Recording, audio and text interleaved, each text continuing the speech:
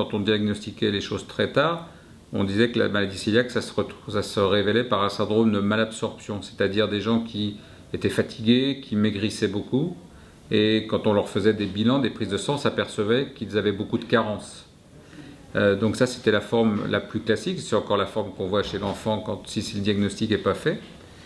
Mais maintenant, on connaît un petit peu mieux quand même, et on peut faire le diagnostic même devant des symptômes qui ne sont pas complets. Par exemple, quelqu'un qui a des douleurs abdominales traînantes, récidivantes, pas très typiques, ça peut être en fait le mode de révélation d'une maladie cœliaque. Ce n'est pas le cas le plus fréquent. Disons que quelqu'un qui a des douleurs abdominales, très souvent, ce n'est pas une maladie cœliaque, mais ça peut être une maladie cœliaque. Donc ça, c'est un mode de révélation. L'amaigrissement, la fatigue, ça reste un mode de révélation aussi. On voit aussi maintenant, on fait des diagnostics de maladie cœliaque chez des gens qui ont une anémie, c'est-à-dire qu'ils manquent de fer. Et puis quand on fait un bilan, on s'aperçoit que ça peut être une maladie cœliaque. Voilà. Et après, il y a d'autres situations, mais je crois que les principales à retenir, c'est ça. On peut faire des diagnostics devant des perturbations du bilan hépatique, par exemple.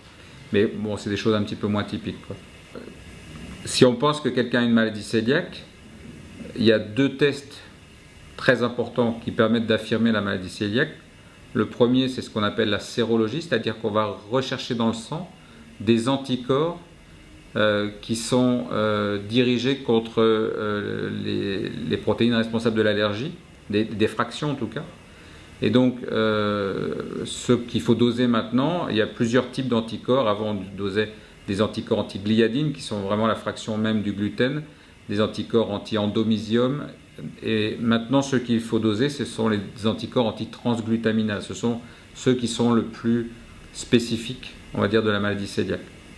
C'est à la fois très sensible et très spécifique. Donc, un premier moyen de faire le diagnostic, ou en tout cas de l'évoquer très fortement, c'est rechercher ces anticorps par une prise de sang. Et le deuxième moyen, qui est le moyen d'affirmer encore plus la maladie, c'est d'aller faire une fibroscopie, c'est-à-dire un examen d'estomac. Et on fait des prélèvements dans le début de l'intestin grêle, dans le duodénum, et on voit qu'il y a une atrophie de la muqueuse, et ça permet également d'affirmer ce diagnostic, parce que l'atrophie, quand on retrouve une atrophie à ce niveau-là, c'est presque toujours une maladie cœliaque.